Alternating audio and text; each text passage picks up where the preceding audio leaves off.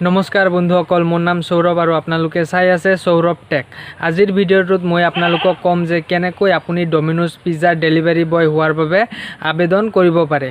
আপুনি যদি ষ্টুডেণ্ট হয় তেনেহ'লে আপোনাৰ বাবে এইটো এটা ভাল অপশ্যন হ'ব পাৰে। আপুনি পঢ়া শুনাও কৰিব পাৰে আৰু লগতে এইটো কামো কৰিব পাৰে এজ এ পাৰ্ট টাইম হিচাপত।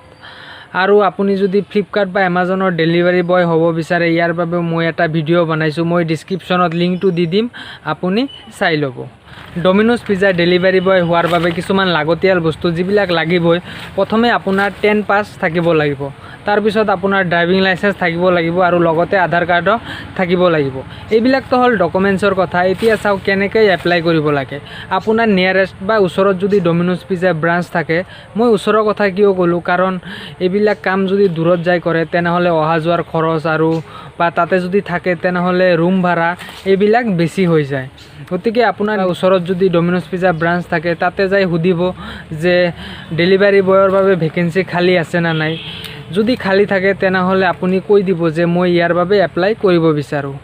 এপ্লাই কৰাৰ পিছত আপোনাৰ এটা সৰু ইণ্টাৰভিউ হ'ব। ইণ্টাৰভিউত যদি আপুনি পাছ কৰে তেনেহ'লে আপোনাৰ লাগতিয়াল ডকুমেণ্টছগিলা ভেৰিফিকেশ্যন হ'ব আৰু লগতে 2-3 দিনৰ বাবে ট্ৰেইনিঙো হ'ব, য'ত আপোনাক শিকাব যে কেনেকৈ কাষ্টমাৰৰ লগত বিহেভ কৰিব লাগে, কাষ্টমাৰৰ পৰা পইচা কেনেকৈ ল'ব লাগে ইত্যাদি। এতিয়া মেইন টপিকটোত যাওঁ, চেলাৰী।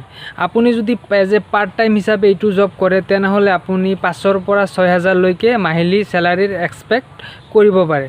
আৰু আপুনি যদি ফুল টাইম হিচাপে এইটো কৰিব খোজে তেনেহ'লে 9,000 পৰা 10,000 লৈকে পাব পাৰে।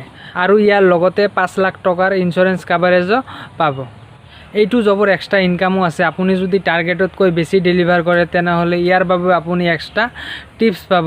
আৰু আপোনাৰ ডেলিভাৰী ছাৰ্ভিচ যদি ভাল হয়, আপোনাৰ ডেলিভাৰী যদি ফাষ্ট হয় তেনেহ'লে কাষ্টমাৰো কেতিয়াবা আপোনাক এক্সট্ৰা টিপছ দিয়ে। চ' ফ্ৰেণ্ড, মোৰ ভিডিঅ'টো কেনেকুৱা লাগিল, যদি ভাল লাগে তেনেহ'লে লাইক কৰি দিব আৰু মোৰ চেনেলটো ছাবস্ক্ৰাইব কৰি দিব আৰু তলত এটা কমেণ্ট কৰি দিব। চ' ফ্ৰেণ্ড, ধন্যবাদ।